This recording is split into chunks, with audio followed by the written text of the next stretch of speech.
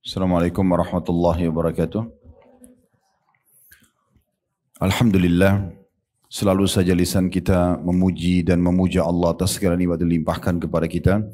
Termasuk Allah subhanahu wa ta'ala yang memberikan kita umur pada hari ini, sehingga kita masih bisa menambah kantong-kantong amal soleh kita dengan segala macam aktivitas, baik yang Allah wajibkan ataupun sunnah. Minimal sekali adalah yang dimubahkan. Dan kita harusnya juga menyibukkan diri dengan amal-amal saleh tersebut sehingga kita jauh dari segala macam pelanggaran yang merupakan konsekuensi dari rasa syukur kepada Allah subhanahu wa ta'ala. Selanjutnya kita panjatkan salam hormat kita kepada utusan Allah Nabi besar Muhammad sallallahu alaihi wa ala alihi wa sahbihi wasallam, sebagaimana Allah telah memerintahkan kita untuk mengucapkan salam hormat tersebut. Baik, melanjutkan pada buku kita, ibu-ibu sekalian, yang ditulis oleh Abdul Latif bin Hajiz Al-Ghamidi, 100 ide praktek atau praktis mendidik keluarga menjadi saleh. Setelah panjang lebar kita membaca tentang kata-kata mutiara dari penulis, kemudian juga muqaddimah atau pendahuluan, serta juga pondasi dasar daripada pendidikan yang diharapkan bisa membentuk keluarga yang baik, keluarga yang soleh dan salehah, maka kita akan masuk ke 100 ide untuk mendidik keluarga. Jadi sekarang sudah mulai masuk poin-poin 1 sampai poin yang ke-100. Kita akan baca ibu-ibu sekalian di halaman 25 ya. 100 ide untuk mendidik keluarga. Kata penulis, penting untuk diketahui penting untuk diketahui, ini adalah 100 ide untuk mendidik keluarga yang saya gali dari alam nyata dan saya ambil dari orang-orang yang pernah mencobanya. Dari sini kita garis bawahi dulu, berarti penulis menyampaikan tentang pengalamannya dan hasil penelitian lapangan. Dan ini adalah sebuah data yang paling valid. Ya. Jadi kalau kita tidak asing, kalau memang pernah kuliah misalnya, ada skripsi, ada tesis, ada disertasi, semua itu umumnya diadakan penelitian lapangan. Itu tujuannya agar kita mendapatkan data yang valid dan ada contohnya. Contohnya itu adalah contoh kasus dari misalnya kalau ekonomi di perusahaan ini dan perusahaan itu, atau contoh kasus misalnya di satu rumah tangga di satu negara atau di satu kota ini dan kota itu misalnya. Nah, semua ini ya itu adalah data valid yang memang sangat baik untuk digunakan sebagai landasan. Ya. Nah, itu yang dikatakan oleh penulis sini. Jadi 100 ide yang akan kita baca ke depannya. Kita akan mulai dari ide yang pertamanya. Itu adalah memang beliau gali dari alam nyata dan diambil dari orang-orang yang pernah mencobanya dan berhasil tentunya ya. Lalu dia mengatakan selanjutnya, saya menyuguhkannya kepada Anda, silakan Anda mengambil apa yang Anda sanggup. Artinya dari 100 poin ini bukan berarti semuanya juga orang harus maksimal. Tapi saya coba untuk memberikan poin-poin ini yang dirasa sanggup untuk dijalankan silahkan. Atau yang sudah pernah dijalankan tinggal disempurnakan. Menerima apa yang menurut Anda bermanfaat, apa yang sesuai dengan sarana yang memungkinkan pada Anda. Nah ini juga penting ya. Bagi seorang guru, dia menyampaikan kepada siapapun muridnya untuk tidak membebankan mereka di atas kemampuannya. Jadi bisa bertahap dalam mencapai sebuah level tertentu dari ilmu pengetahuan itu. Apa yang selaras dengan kecenderungan keluarga Anda dan apa yang seiring dengan tabiat hidup dan kemampuan Anda atau mereka. Maka mohonlah pertolongan kepada Allah dan jangan merasa tidak mampu. Artinya setelah nanti dibaca pun poin demi poin, maka jangan merasa kayaknya saya nggak bisa. Tapi coba dulu dan itu coba dipilih yang sesuai dengan kondisi dan keadaan kita tergantung skala prioritasnya. Baik, beliau membagi 100 ide ini di beberapa judul induk. Ya. Kalau kita lihat di daftar isi, kita kembali ke daftar isi, bisa dilihat di awal-awal dulu ya, di lembaran kertas ketiga dari awal buku kita ini, ada daftar isinya.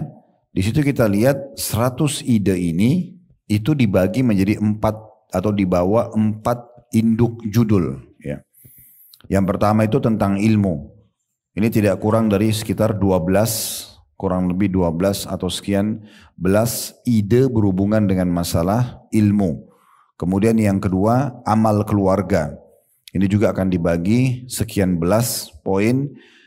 Poin ketiga, partisipasi keluarga dalam berdakwah kepada Allah. Ini juga akan dibagi. Dan yang keempat, menata diri, menata jiwa mereka dan meluruskan perilaku mereka. Nah, dari 4 induk judul inilah ada 100 ide tersebut. Ya. Jadi ini menurut saya sangat sistematis. Ya. Sebagai seorang penulis ini sangat sistematis. Karena beliau bukan hanya sekedar menaruh 100 ide, 1, 2, 3, 4, 5 sampai 100. Tanpa ada mengarah dan mengerucut ke induk judul. Induk judul itu sangat membantu ya. Kayak misalnya kita membahas tentang masalah sholat. Nah, judulnya kemudian dibuatlah misalnya kalau di bab fikih poin 1 adalah sholat. Kemudian di bawahnya ada bab-bab lagi. A tentang wudu, B tentang syarat-syarat dan kewajiban sholat, C tentang waktu sholat, D tentang azan, iqamah. Seterusnya ini nanti akan membuat pembaca itu lebih mengerucut dan lebih tertata rapi ya dalam menerima ilmu tersebut. Nah ini kurang lebih gambaran positif dari cara atau metode yang digunakan oleh penulis.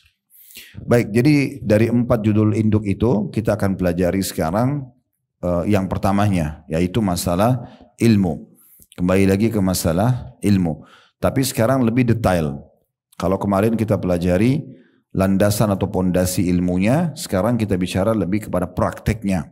Bagaimana ilmu itu diterapkan dalam rumah kita. Beliau mulai dengan firman Allah Subhanahu wa taala dalam surah Al-Mujadilah ayat 11 sebagai motivasi awal agar kita bisa menerima kalau ilmu itu adalah poin pertama yang harus kita pikirkan dan harus kita jadikan sebagai skala prioritas dalam keluarga kita agar bisa menjadi keluarga yang saleh atau keluarga yang baik. Bunyinya firman Allah SWT surah Al-Mujadilah ayat 11, yarfa'illahu alladhina amanu minkum walladhina utul ilma darajat. Allah akan mengangkat derajat orang-orang yang beriman di antara kalian dan orang-orang yang diberi ilmu beberapa derajat. Jadi kalau ada yang bertanya, kenapa harus ilmu Ustaz? Kenapa bukan misalnya kebebasan berfikir, kenapa bukan begini dan begitu misalnya ya, dalam membentuk keluarga yang baik. Nah nanti akan disebutkan alasannya adalah ayat ini. Karena Allah Subhanahu wa taala memang akan memuliakan secara khusus, mengangkat derajat di dunia dan di akhirat bagi orang-orang yang beriman dan menuntut ilmu. Dan ilmu di sini adalah ilmu agama. Belajar seperti ibu-ibu duduk seperti sekarang mendengarkan, itulah yang dimaksudkan. Ya, poin pertama berhubungan dengan ya pondasi yang perlu difahami dalam membentuk keluarga yang baik. Kemudian mulailah terinci sekarang. Kira-kira dalam masalah ilmu di rumah ini apa yang harus kita lakukan? Penulis mulai berbagi. Yang pertama, mengadakan kajian harian atau minimal mingguan dengan keluarga. Materinya patut diragamkan, divariasikan. Terkadang sirah, terkadang fikih, terkadang akidah, terkadang adab dan budi pekerti, dan terkadang keutamaan dan sifat-sifat mulia.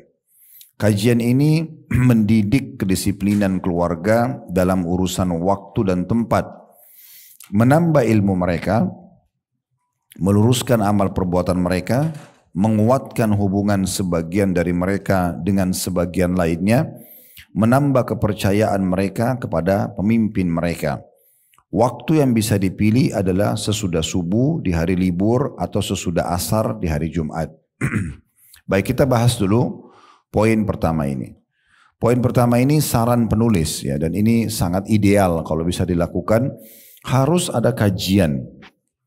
Kajian ini bisa kalau sang suami memang atau sang ayah ini punya kapasitas waktu ilmu yang cukup, maka dia duduk untuk membedah buku misalnya, membacakan kepada istrinya, kepada anak-anaknya atau siapa saja anggota yang ada di rumah. Kemudian dibedahlah kajian tersebut, diberikan pemahaman sebagaimana layaknya pengajian umumnya. Atau kalau tidak, maka mereka sepakat kalau ada kajian yang bisa diikutin keluarga tersebut.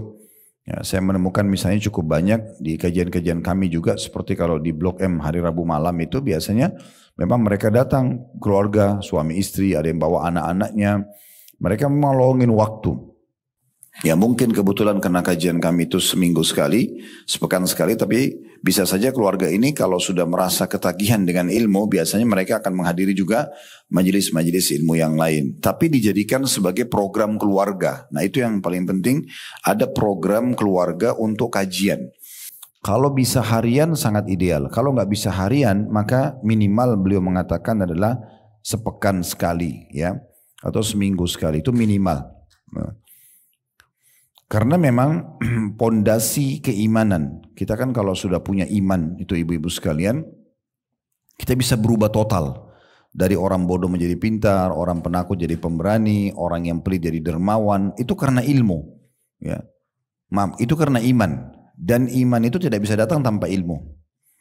Tidak mungkin ada iman tanpa ilmu. Jadi kalau orang mengkhayal tuh, kalau misalnya tiba-tiba mau jadi orang soleh atau soleha tanpa pernah duduk di majelis ilmu, nggak mungkin.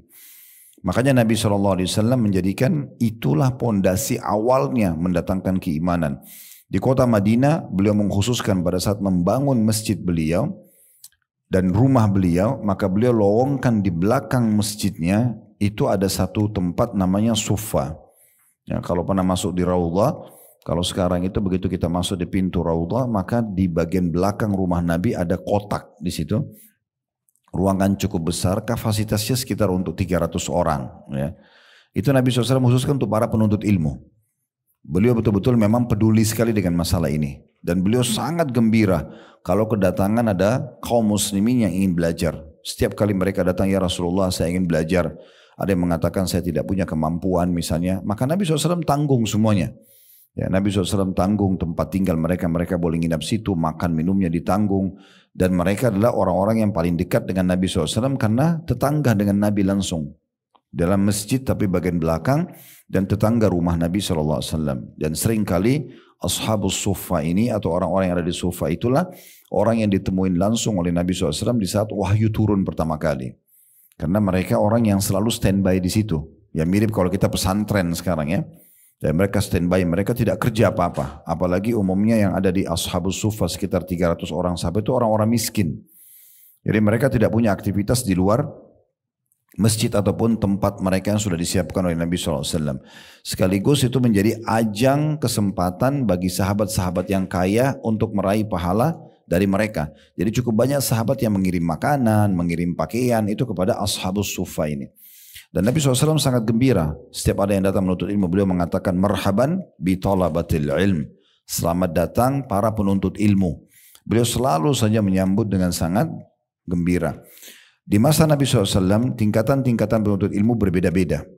Ya, tingkatan yang paling tinggi levelnya itu adalah yang memang mereka selalu tiap hari hanya menghabiskan belajar dari Nabi. Mereka nggak punya aktivitas lain. Mereka itulah yang ada di Ashabul Suffa itu, ya di belakang masjid Nabi. Jadi mereka betul-betul dari pagi sampai pagi lagi kerjanya cuma kayak di pesantren, duduk, tunggu, dengarkan hadis, bertanya pada Nabi gitu ya. Mereka memang itu pekerjaannya. Nah, level yang kedua adalah orang yang datang sholat 5 waktu bersama Nabi SAW, tapi mereka punya aktivitas yang lain. Seperti misalnya mereka tetap punya pekerjaan, ada di masa itu ada perkebunan, ada toko di pasar, mereka aktivitas gitu ya. Azan mereka ke masjid. Nah ini kalau kebetulan di masjid ada pertanyaan yang mereka tanya kepada Nabi langsung. Atau kalau Nabi pas sampaikan wahyu atau menyampaikan ilmu maka mereka duduk mendengarkan. Nah, tapi ini tidak standby seperti kelompok yang pertama. Kalau kelompok yang pertama betul-betul memang mereka tinggal di belakang rumah Nabi atau belakang masjid Nabi itu betul-betul standby 24 jam. Setiap saat kadang-kadang wahyu turun, Nabi langsung ketemu mereka dulu, lalu Nabi sampaikan ya kepada mereka. Nanti mereka lah yang menyebarkan kepada orang-orang lain. Nah ini contoh-contohnya kalau kita tahu namanya Abdullah bin Mas'ud, Abdullah bin Abbas, Abdullah bin Umar, ya Abu Hurairah. Anas ibn Malik yang banyak meriwayatkan hadis. Ya, mereka tuh rata-rata di posisi-posisi ini. Makanya tidak semua sahabat banyak meriwayatkan hadis. Orang-orang tertentu saja. Kemudian level yang ketiga penuntut ilmu di masa Nabi SAW adalah orang-orang yang datang, misalnya sepekan sekali, hanya datang Jumat saja. Mereka tinggal cukup jauh dari Masjid Nabawi, sehingga mereka hanya bisa meluangkan waktu karena aktivitas di luar Madinah atau di pinggiran kota Madinah, itu mereka hanya datang sholat Jumat bersama Nabi. Jadi dengerin khutbah. Berarti kan ada ilmu juga di situ. Nah, ini mereka datang cuma sepekan sekali. Level selanjutnya yang keempat adalah orang yang datang di saat dia ada waktu. Sebulan sekali dia sholat 5 waktu, dia sholat Jumat, itu di perkampungannya dia. Ya. Karena dulu di masa Nabi SAW, kalau kita gambarkan meja ini sebagai kota Madinah, itu banyak sekali suku-suku di dalam. Banyak suku-suku di dalam. Setiap suku itu punya masjid juga, mereka punya komunitas. Jadi ada juga mereka sholat 5 waktu saja. Mereka tidak ke Masjid Nabawi. Nah ini kadang-kadang kapan ada waktu, mereka rindu dengan Nabi, mereka ingin sholat sama Nabi, baru mereka datang. Kemudian yang terakhir, level itu adalah orang yang datang sekali seumur hidup. Ada sebagian sahabat di masa itu, mereka datang, mereka masuk Islam, lalu kemudian mereka belajar dengan Nabi, lalu mereka pulang ke kaumnya. Ya. Kalau pernah dengar namanya Abi Dzar radhiyallahu anhu, sahabat Nabi ini, Abi Dzar Al-Ghifari, beliau masuk Islam di Mekah di tangan Nabi SAW, kemudian beliau pulang ke kaumnya. Langsung pulang ke kaumnya, nggak ketemu sama Nabi kecuali setelah sekian tahun. Nah, tapi semua ini intinya mereka belajar ya. Tinggal ibu menyesuaikan kira-kira seperti apa. Tapi usahakan jangan lewat waktu-waktu kehidupan kita yang tidak menghadiri kajian ya.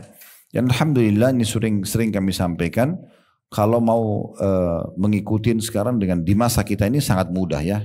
Ideal sekali karena media itu sangat mudah. Saya sarankan ibu-ibu download ceramah-ceramah di medsos kami itu, yang penting sudah melalui proses edit tentunya dan kami sudah angkat di media, silakan diambil, di-download, taruh di flash disk, dicolok di mobilnya misalnya. Jadi setiap saat bisa selalu mendengar ya, dan bisa continue. Apalagi memang kurikulum yang kami buat di media kami itu, terutama di playlist YouTube, itu adalah kurikulum kuliah sebenarnya. Membedah buku, kayak buku ini, kita kan sudah berapa kali di kajian ini selesai buku ya. Habis buku 1 kita ganti lagi buku yang kedua, buku yang ketiga. Sebenarnya itu kajiannya lengkap, sudah ada. Itu tinggal di-download, jadi setiap kali starter mobil atau ibu naik ke mobil, maka tinggal mendengarkan lanjutannya. Mungkin juga subhanallah bisa jadi penyebab hidayahnya supir, hidayahnya anak-anak, siapa saja tamu yang sedang ada di mobil gitu ya. Saya pernah diundang tablik akbar di Bali, kebetulan kepala panitianya seorang bapak yang sudah berumur gitu ya. Begitu dia starter mobil, subhanallah langsung ada ceramah saya. Bukan karena ceramah saya sebenarnya, cuma memang dia anaknya rupanya downloadkan di flash disk, kemudian dicolok di mobilnya, di medianya, kemudian setiap nyala nyambung ya. Dan ternyata itu karena continue. Jadi misalnya dia cuma turun ke supermarket, dia turun ke masjid sholat, dia naik lagi, nyambung lagi ceramah itu. Jadi kayak nyambung dia dalam keseharian. Itu kan sangat baik, ya sangat positif. Jadi mau nggak mau karena sering diulangi, maka akan banyak manfaatnya. Dan itu bisa di sini beliau mengatakan ragamkan, variasikan, ya. Terkadang sirah nabawi, terkadang masalah fikih, terkadang masalah akidah, terkadang masalah adab. Dan alhamdulillah dengan izin Allah SWT di playlist YouTube kami mendekati sekarang angka 50 kajian buku. Jadi bisa ibu download gratis, bisa belajar gitu kan. Misalnya dengan suami atau dengan anak-anak di rumah. Saya pernah kasih saran 1 jam sebelum tidur bisa dilowongin untuk mendengar kajian tersebut. Dan dikurikulumkan misalnya hari Senin belajar akidah. Kita ada bedah buku namanya Minhajul Muslim. Kurang lebih hampir 1000 lembar. Itu sudah dibedah semua kecuali bab warisan. Kemudian itu belajar akidah misalnya. Terus di situ juga sebenarnya di Minhajul Muslim ini kalau ibu mau fokus itu sudah sangat bagus sebenarnya karena dia ada bab akidah, ada bab adab, ada bab akhlak, ada bab fikih muamalah dan bab fikih ibadah dan fikih muamalah. Sebenarnya Minhajul Muslim itu satu buku sudah mewakili hampir semuanya ya. Makanya saya bahasakan itu adalah kamus Islam. Dengan izin Allah kita sudah membedah semuanya bab di situ. Kurang lebih 805, dia hampir 1000 lembar ya. Tapi kita sudah bahas hampir 900 lembar. Sudah ada di YouTube, tinggal ditonton saja. Nah, dikurikulum kan misalnya hari Senin dengar masalah akidah Minhajul Muslim. Hari Selasa mau dengar masalah fikih pun bisa lagi di Minhajul Muslim tapi di bab fikihnya. Kita ada fikih ibadah dan fikih muamalah. Kemudian hari Rabunya mau dengar tentang masalah adab dan tata krama misalnya budi pekerti, bab akhlak itu juga ada di Minhajul Muslim. Bab adab juga ada. Jadi ini sudah cukup bagus ya. Itu baru dari kami, belum dari teman-teman asatidah yang lain, hafidhahumullah. Semoga Allah SWT mudahkan untuk itu tentunya. Jadi memang kajian ini penting. Dan saya kemarin kedatangan seorang ustadz. Saya tidak usah sebut nama beliau. Salah satu juga yang Masya Allah aktif di media. Ya. Tiba-tiba minta waktu. Anda mau ke Jakarta ustadz, mau ketemu gitu. Baik silakan. Terus dia ingin membawa anaknya. Anaknya masih kecil. Kalau saya ingat anaknya itu mungkin 5 tahunan, ya, mungkin maksimal 5 tahun mungkin. Saya tidak sempat tanya umurnya. Rupanya anak ini dia bilang, saya ingin bawa anak-anak Ustaz. Oh iya, fadal silakan saya bilang. Dia bilang, perlu sebagai informasi, anak ini waktu dia sudah mulai kenal handphone, ya, itu daripada dia sibuk dengan hal-hal yang mungkin bisa membuat dia jauh dari agama, udah kita alihkan aja dia ke ceramah. Dan secara kebetulan ceramah antum yang dinonton. Jadi anak itu sudah berulang-ulang mendengar kajian sirah nabawi kami. Kata ayahnya sampai dia hafal nama-namanya, dia hafal tempat-tempatnya, tahunnya. Itu sangat luar biasa gitu. Jadi kan manfaat yang sangat besar yang mungkin kita ini belajar sudah di umur-umur kita sekarang. Mereka sudah bisa kuasai di umur masih kecil. Jadi jangan selalu menganggap oh anak kecil selalu aja kartun. Selalu aja oh dikenal di alamnya. Enggak. Biarkan mereka belajar ilmu. Imam Syafi'i, Imam Ahmad, Imam Malik, Imam Madhab itu mereka justru hafal Quran di umur 10 tahun, 9 tahun, 12 tahun. Mereka itu memang sudah kalau ditanya masalah hukum di umur-umur ini sudah pada tahu, sudah pada faham. Karena memang itu yang menjadi pola di dalam rumah yang dididik oleh orang tua mereka. Jadi ini yang perlu kita garis bawahi. Sehingga jangan terus-menerus kita mewariskan kepada anak-anak kelalaian-kelalaian yang membuat sudah cukup kita dulu lah, gitu kan. Kira-kira apa manfaatnya mereka nonton Tom and Jerry misalnya? Gak ada kecuali hanya sekedar hiburan, tapi itu pun buruk sekali. Buruknya karena pasti berantem terus. Dari awal sampai akhir isinya berantem. Dan uniknya berantem itu tidak mati-mati kan gitu. Kepalanya dipukul, jatuh dari tangga, kena strum. Mungkin kita orang dewasa akan berpikir, oh itu kan kartun. Tapi anak-anak kita belum tentu. Kan gitu. Sebuah tontonan misalnya maaf ada adegan ciuman di situ. Kita mungkin orang dewasa kadang-kadang juga terpengaruh kalau kita memang nonton. Dan kalau misalnya kita pun berakal kita mengatakan oh itu tradisi mereka. Tapi kalau anak-anak kita beda. Mereka akan berpikir oh saya kalau besar saya harus seperti itu. Ya, anak kecil dan kemudian berpikir dia juga harus punya teman lawan jenis. Dia juga harus menciumnya seperti itu misalnya. Dan ini kan jadi masalah. Ya. Dan jangan selalu dianggap remeh terus. Biarkan mereka faham apa yang Allah perintahkan di masa kecil mereka. Demikian pula apa yang Allah haramkan. Ya. Sehingga betul-betul mereka bisa terdidik dari sisi agama walaupun mereka masih sangat kecil. Ya. Dan saya sudah bilang poin penting.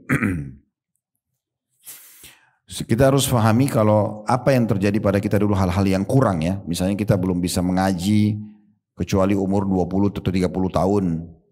Mungkin tajwidnya sudah mulai bagus mungkin di umur 30 tahun, 40 tahun misalnya. Jangan anak-anak kita hari yang sama gitu. Ya sudahlah ibu juga begitu kok dulu. Enggak. Tutupi kekurangan kita justru dengan memperbaiki anak-anak tersebut ya.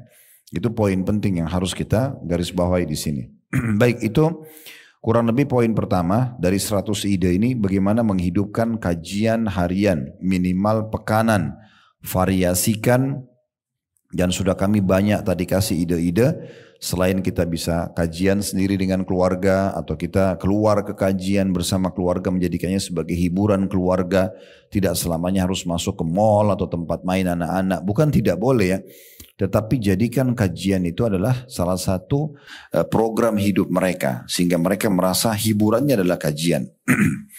Kemudian juga kalau tidak memungkinkan untuk kepala rumah tangga mengisi materi misalnya, atau tidak memungkinkan keluar pun, maka dijadwalkan. Ini tidak bisa dinegosiasi lagi. Yang terakhir, dengarkan melalui media ya, minimal sehari 1 jam misalnya, dan waktu yang terbaik adalah waktu-waktu lowong. Anak-anak itu terutama banyak sekali waktu lowong ya, apalagi kalau belum sekolah, itu banyak sekali waktu lowong di mana kita bisa mengisi dia dengan kajian-kajian tersebut. Baik, yang kedua dari ide dalam ilmu ini adalah menghafal Al-Quranul Karim, yaitu dengan menentukan ayat atau beberapa ayat yang diberikan sebagai kewajiban pagi hari bagi anggota keluarga. Lalu waktu tasmi' itu memperdengarkan ya. Jadi maksudnya dia store, ibu dengar anaknya baca seperti apa ya. Itu tasmi' namanya. Ditentukan di antara mereka sesuai dengan keadaan mereka. Dari Buraidah radhiyallahu anhu dia berkata bahwasanya Rasulullah sallallahu alaihi wasallam bersabda, "Man qara'a al-Qur'ana wa ta'allamahu wa 'amila bihi ulbisa yaumal qiyamati tajan min nur, daw'uhu mithlu daw'i syams wa yuksa walidayhi hullatani la yaqumu bihima ad-dunya." Fayakulan bima kusina hadha fayuqal bi akhdhi waladikum al-Quran. Barang siapa yang membaca Al-Quran, mempelajarinya, dan mengamalkannya, maka pada hari kiamat ia akan diberi mahkota dari cahaya. Cahayanya seperti cahaya matahari, sangat terang. Kedua orang tuanya pun akan dipakaikan 2 pakaian kebesaran yang tak akan tertandingi oleh dunia seluruhnya. Kedua orang tuanya akan berkata, apa yang menyebabkan kami diberikan pakaian seindah dan semewah ini? Maka dikatakan kepada kedua orang tuanya, karena pengambilan atau penghafalan Al-Quran oleh anak-anak kalian. Ada footnote nomor 13 di bawah, diriwayatkan oleh Al-Hakim dalam kitab Mustadraknya, jilid 1 halaman 568, dan beliau mengatakan ini adalah hadis yang sahih berdasarkan syarat Muslim, dan keduanya maksudnya Bukhari Muslim tidak meriwayatkannya. Disetujui kesahihannya oleh Az-Zahabi. Az-Zahabi seorang ulama besar tentunya yang memang juga meneliti hadis-hadis Nabi sallallahu alaihi wasallam. Baik, sebelum kita melanjutkan perkataan Ibnu Abbas radhiyallahu anhuma, coba kita lebih dalam memahami masalah ini. Ibu-ibu sekalian, Al-Quran adalah kitabullah. Ini kitabnya Allah subhanahu wa ta'ala. Jangan dianggap sesuatu yang berlalu begitu saja. Oh Al-Quran, oh iya sudah. Atau kita dengarkan tilawah, kita mengatakan oh ini sudah cukup. Tidak, Al-Quran itu banyak sekali hal yang harus kita kuasai. Yang pertama dari tata cara bacaannya. Yang kedua diikuti dengan memperindah bacaannya. Itu memang harus dilantunkan, belajar. Kemudian yang ketiga mentadaburi, merenungi makna-maknanya. Gitu. Kemudian baru menghafalnya. Dan yang terakhir mempraktekkannya. Jadi memang ini harus dikuasai. Jadi yang pertama itu membacanya dengan benar, dengan tajwid ya. Penyebutan huruf hijaiyah yang benar. Kemudian harus memperindah suaranya, bacaannya. Ya. Karena Nabi SAW bersabda, bukan dari golongan kami orang yang tidak memperindah bacaannya. Kemudian yang ketiga tadabbur, merenungi makna-makna ayatnya ya. Kemudian baru yang keempat menghafalnya, dan yang kelima mempraktikkan isinya. Jadi bukan cuma lewat begitu saja. Ibu silakan muhasabah diri sendiri. Berapa kali ibu berinteraksi dengan Quran dalam sehari? Lupakan dulu masalah bacaan dalam sholat. Di luar sholat kita bicara. Kalau ibu mengatakan kan dalam sholat saya baca Ustaz, itu nggak cukup. Di luar sholat sudah nggak luangin waktu untuk membaca Al-Quran. Baca dengan bacaan yang benar. Dan Alhamdulillah sekarang bisa belajar tahsin online pun bisa. Ya. Maka bisa bisa membacanya ya. Dan insya Allah kami pun di Condet ada rumah Quran, tenaga-tenaga pengajarnya bisa berinteraksi, bisa ibu-ibu ikut online ya. Bisa juga kalau mau ke lokasi, kadang-kadang ada sebagian mereka di saat mereka punya waktu lowong bisa diundang. Khusus buat kelas untuk tahsin. Kemudian jangan lupa coba belajar untuk melantunkannya dengan indah. Ya, karena memang melantunkan suara dengan indah ini dalam bagian daripada agama kita. Waktu Bilal, waktu seorang sahabat bernama Abdullah mimpi azan. Di awal-awal Islam belum ada lafaz azan kayak sekarang. Ini sebagai contoh saja Bapak kedudukan pentingnya memperindah suara dalam bacaan. Di awal-awal Islam belum ada lafaz azan. Nabi SAW menyuruh para sahabat untuk mencari tanda. Ada di antara mereka yang mau pakai trompet seperti Yahudi. Ada di antara mereka yang mau pakai lonceng seperti Nasrani untuk memanggil sholat. Sampai ada seorang sahabat namanya Abdullah mimpi. Dia lihat ada satu orang dalam mimpinya sedang membawa lonceng. Maka dia bilang dalam mimpi, karena tidak bisa ditata juga kata-kata dalam mimpi begitu saja mengalir. Dia mengatakan, bisa nggak kamu jual lonceng itu buat kami?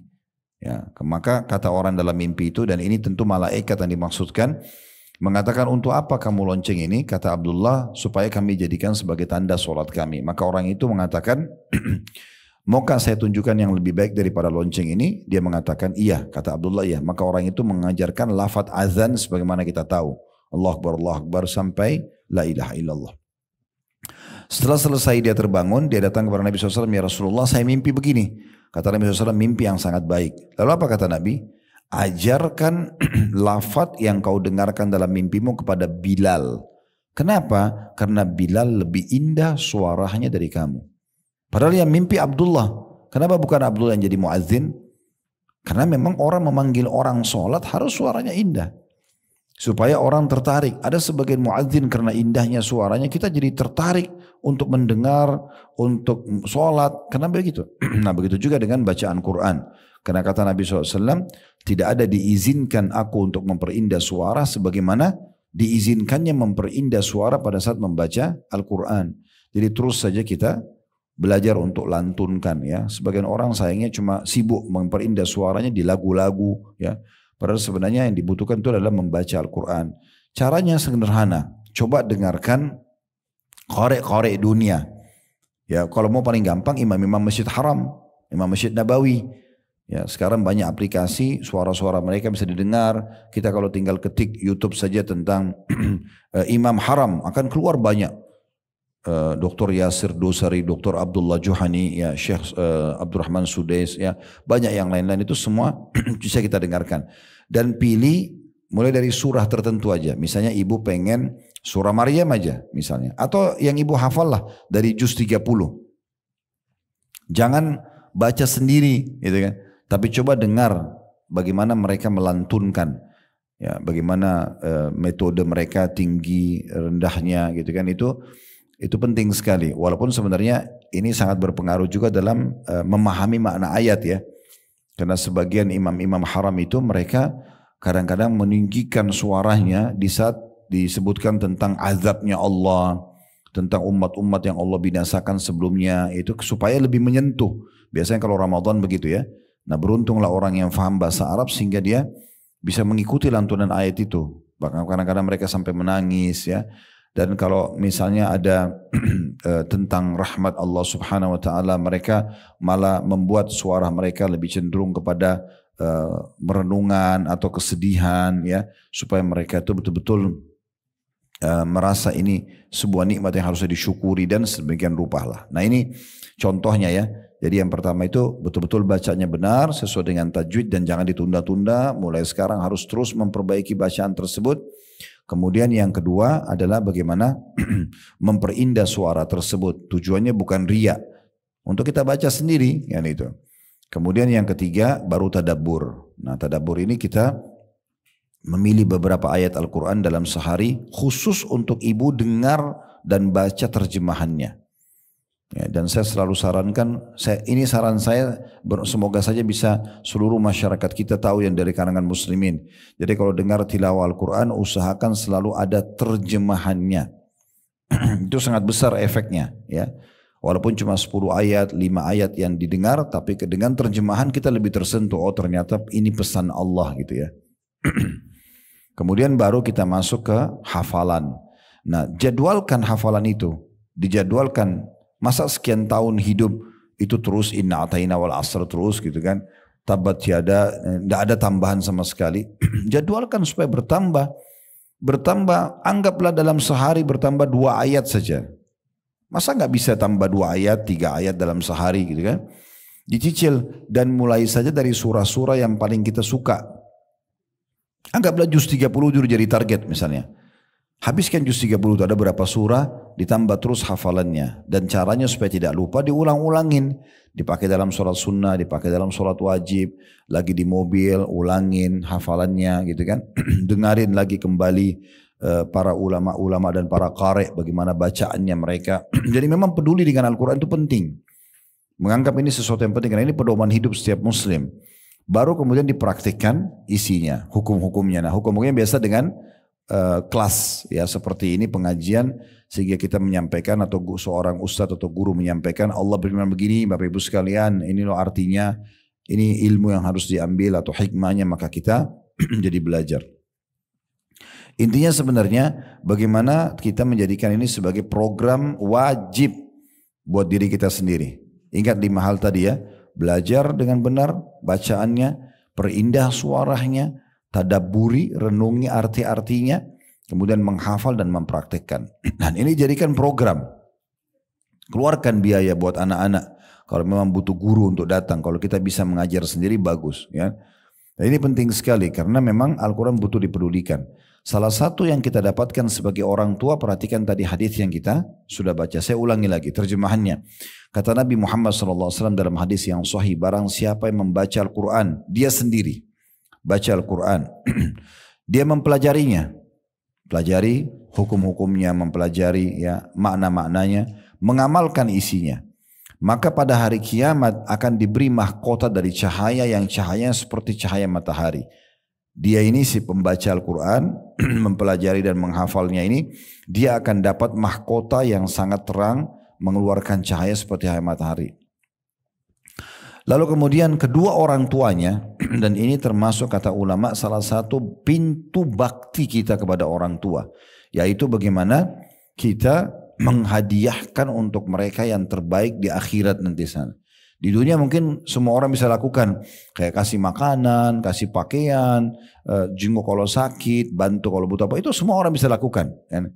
Tapi yang sulit orang lakukan adalah bagaimana dia meninggikan derajat orang tuanya di akhirat nanti. Itu cukup banyak ya. Dengan justru kita banyak beramal soleh nanti amal soleh itu juga akan dipanen oleh orang tua kita pahalanya. Dan termasuk juga dengan Al-Quran ini. Karena nanti hari kiamat orang tua kita kalau kita mempelajari Al-Quran tadi ya, memperindah suaranya, mentadaburi makna-maknanya, menghafal dan mempraktikkan, maka kedua orang tua kita akan diberikan pakaian di sini dikatakan ya. Dan kedua orang tuanya dipakaikan 2 pakaian kebesaran. Maksudnya dianggap 2 pakaian itu adalah bagian atas dan bawah tubuh yang tak tertandingi oleh semua kekayaan dunia. Jadi pakaiannya itu sangat indah sekali hari kiamat dikasih. Orang-orang semua menyaksikan kedua orang tua kita hanya karena kita mempelajari Al-Quran tersebut. Lalu kedua orang tuanya akan mengatakan, apa yang menyebabkan kami diberi pakaian ini? Bukan mereka tidak terima, tapi mereka justru karena terkagum-kagum. Ini pakaian luar biasa nih. Dari mana kami dapatkan? Lalu ingat jawabannya di sini. Kata Nabi SAW dikatakan kepada kedua orang tua itu karena pengambilan dalam kurung penghafalan Al-Quran oleh anak kalian. Jadi kalau kita sendiri belum sempat, orang tua kita, kita belum sempat, maka jangan sia-siakan anak-anak gitu kan. Anak-anak harus untuk belajar agama lebih dalam lagi. Jadi bukan opsional itu untuk masukkan anak-anak kita ke sekolah agama ya. Pesantren itu bukan opsional atau Islamic boarding school itu bukan opsional. Itu satu kewajiban yang untuk menyelamatkan masa depannya dia dan menyelamatkan diri kita. Selain ilmu agama, ibu-ibu sekalian bisa kursus. Ilmu agama nggak bisa kursus, nggak bisa kursus. Ya, nggak bisa kita pesantren kilat 1 minggu lalu faham semua agama, nggak bisa. Tapi semua yang lain bisa. Apa saja kita ingin bisa kursus. 2-3 bulan bisa selesai agama nggak bisa. Ibu belajar seperti ini pun bertahun-tahun, setiap hari masih belum habis ilmu agama itu. Kami dulu waktu belajar di Madinah, dari SMP belajar agama, SMA belajar sampai S1, saya sempat berpikir, oh apa sudah cukup ya ilmu agama ini. Ternyata setelah turun di medan lapangan dakwah, malah seperti tidak punya ilmu sama sekali. Masih terus harus baca buku, harus dengerin lagi ceramah-ceramah para ulama, murajaah, menyusun materi. Jadi nggak bisa kita menganggap ilmu agama itu bisa dengan spontanitas, hanya kursus sekali atau pengajian sebulan sekali, pengajian seminggu sekali cukup. Itu nggak bakal cukup, nggak bakal cukup ya. Jadi teman-teman sekalian, berikanlah kemuliaan untuk diri kita dengan anak-anak kita dididik dengan baik dan mulai dengan Al-Quran. Selanjutnya dinukil perkataan Ibnu Abbas radhiyallahu anhuma, tufiya Rasulullah sallallahu alaihi wasallam wa ana ibnu 10 sinin wa qad qara'tul muhkam. Rasulullah sallallahu alaihi wasallam wafat saat umurku 10 tahun. Abdullah bin Abbas termasuk sahabat yang paling banyak meriwayatkan hadis ya. Beliau menceritakan waktu Nabi meninggal saya masih 10 tahun dan di saat itu aku sudah menghafal surah-surah Al-Mufassal. Ya, maksudnya surah-surah yang panjang dalam Al-Quran. Jadi di saat 10 tahun. Dikatakan saat berkendaraan bersama bisa dimanfaatkan untuk tasmi' atau mendengar setoran hafalannya anak-anak. Dan murajaah atau mengulangi hafalan tadi. Dengan mendengar tilawah di mobil ya. Serta tahsin tilawah. Memperbaiki bacaan. Mendengar ayat-ayat dari para qari' dan syekh. Jadi sering mendengarkan. Tapi saya sudah bilang tadi kalau ibu mau dengar atau ibu download atau didengar di handphone misalnya di media, usahakan yang ada terjemahannya ya. Itu sangat baik sekali kalau misalnya ibu dengar aja surah Naba, surah Abasa, surah Al-Mursalat, ya, surah apalah dalam Al-Quran ya, Al-Mujadilah, An-Nahl, An-Naml, banyak 114 surah. Ibu dengar fokus ke satu surah, ulang-ulangin aja. Oh ini ayatnya, ini terjemahnya, ini ayatnya, ini terjemahnya. Anggaplah misalnya 3 hari ini ibu hanya dengarkan surah Maryam saja. Misal. Gak ada masalah, bagus. Dengarin ayatnya. Kalau perlu kita setiap dia dengarin qari yang membaca satu ayat, kita stopkan dulu. Kita coba baca seperti mirip bacaan dia. Kemudian dengarkan terjemahannya. Pindah ayat kedua. Nah, kemudian baca lagi, ikutin, lalu lihat terjemahannya. Begitu terus, itu namanya tadabbur. Ya. Tidak tergesa-gesa. Oh mau habisin langsung surah Maryam dalam ya, 15 menit selesai. Itu bukan seperti itu. Ya, itu kalau orang, bedain orang kalau mengulangi hafalan dengan tadabbur itu beda ya. Kalau mengulangi hafalan biar ibu lagi tidak ikutin terjemahannya nggak apa-apa. Tapi kalau mau tadabbur nggak bisa. Kita harus betul-betul ayat demi ayat. Ayat tersebut dengan terjemahannya, ayat tersebut dengan hukum-hukumnya. Nah itu baru dia maksimal. Nah, jadi di poin nomor 2 ini jangan luput ya Al-Quranul Karim. Buat diri kita sama anak-anak. Sayang sekali kalau pengajian seperti ini kita selesai, oh iya ya tadi Ustadz bahas tentang itu. Udah selesai, berlalu begitu saja. Ini sayang sekali. Ya, ibu meluangkan waktu datang di sini bukan hanya untuk datang meramaikan majelis, sayang. Tapi bagaimana ibu datang mengambil pelajaran. Dan saya sudah sering bahasakan. Kalau kita belajar seperti ini. Berarti kita bicara sekarang ke depan. Kita nggak bicara masa lalu. Ya, kalau yang lalu-lalu ibu masih menganggap dirinya lalai. Itu saatnya sekarang kita dari pengajian ke depan. Jadi kalau kita bahas tentang jujur misalnya. Di masa lalu pernah ada bohong. Kita tidak bahas masa lalunya. Berarti teguran sekarang datang kepada kita dan penyampaian. Nah ini sekarang ke depan. Nah, mulai sekarang kita mulai jujur kan gitu. Nah sama ini, mulai sekarang kita berinteraksi dengan ilmu, majelis ilmu tadi, kajian harian, kita sudah mulai interaksi dengan Al-Quran dan yang berhubungan semua dengan, yang berhubungan dengan masalah Al-Quran. Ini penting sekali untuk digarisbawahi. Kita akan masuk di poin yang ketiga dan kita tutup dengan ini ya. Setelah ini kalau ada pertanyaan silahkan. Yaitu menghafal hadis-hadis Rasulullah SAW dengan dipilihkan hadis-hadis yang sesuai dengan mereka dan kebutuhan mereka. Jadi sekarang sudah cukup banyak buku-buku yang diterbitin. Saya lihat cukup banyak buku-buku itu ya. Isinya cuma hadis-hadis. Kalau untuk anak-anak itu bahkan dengan warna-warna di alam anak-anak. Cukup besar tulisannya, kemudian dengan terjemahnya. Saya coba pernah praktekin sama anak-anak. Saya buka kemudian saya coba, ayo kita hafal hadis ya. Saya pernah coba praktikin sekali aja. Kemudian saya coba bacain hadisnya, ayo hafal ya. Apalagi kalau kita hubungkan antara hafalan dengan hadiah setelahnya. Boleh saja. Nanti kalau siapa namanya si A hafal hadis ini atau surah ini, nanti apa yang dia minta kasih. Kalau mau minta apa saja, selalu hubungkan dengan setoran hafalan atau setoran hadis. Minta apa saja, ya. Usahakan dihubungkan dengan itu. Jadi kalau misalnya minta beli es krim, minta beli ini, minta beli itu, selalu oke. Tapi kita baca surah ini dulu ya, baca hadis ini dulu ya, gitu ya. Itu sangat bagus. Dan usahakan dalam mendidik ini, kata Syekh Utsaimin rahimahullah, akan sangat sempurna pendidikan orang tua pada anaknya berhubungan dengan agama kalau dia jelaskan dengan dalilnya. Jadi misalnya, nak ini nggak boleh ya, haram. Walaupun ibu tidak hafal, ibu buka misalnya ini loh, ada hadisnya begini bunyinya. Coba aja baca dalam bahasa Arab, lalu baca terjemahannya. Itu penting sekali. Mungkin bagi kita akan persentase efek daripada bacaan tersebut dengan dia akan beda. Bagi kita mungkin biasa saja, tapi bagi dia itu besar sekali efeknya. Karena dengan mengulang-ulangi lafaz tersebut maka akan membuat dia menghafalnya nanti ke depannya. Itu sangat bagus ya. Termasuk juga kalau misalnya ibu-ibu sudah masukin anaknya sekolah di sekolah-sekolah agama, kemudian ada hafalan-hafalan Al-Quran atau ada hafalan hadis.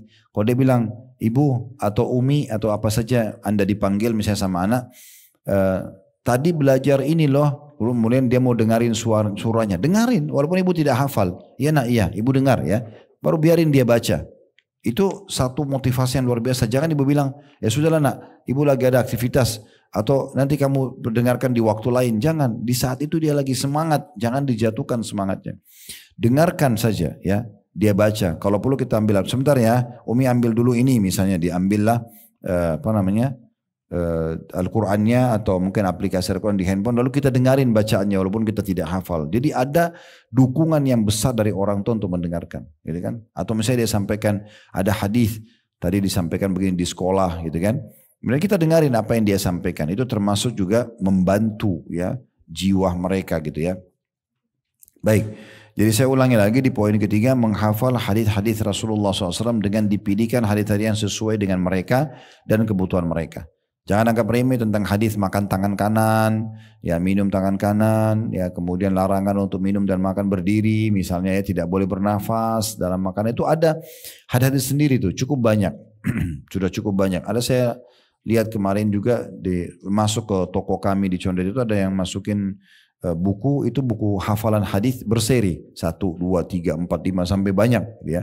Jadi kayak seperti kita bisa kurikulumkan buat anak-anak, itu sangat bagus. Dikatakan oleh beliau di sini, caranya hadis ditulis di secari kertas, dikopi sesuai dengan jumlah keluarga yang mampu menghafal, lalu dibagikan kepada mereka untuk dihafal dan akan disimak di waktu tertentu yang disepakati. Ya, di sini tentu teman-teman sekalian yang dimaksud oleh beliau ditulis ini mungkin metode ini salah satu metode, tapi bisa kita pakai sesuai dengan yang beliau sarankan tadi awalnya.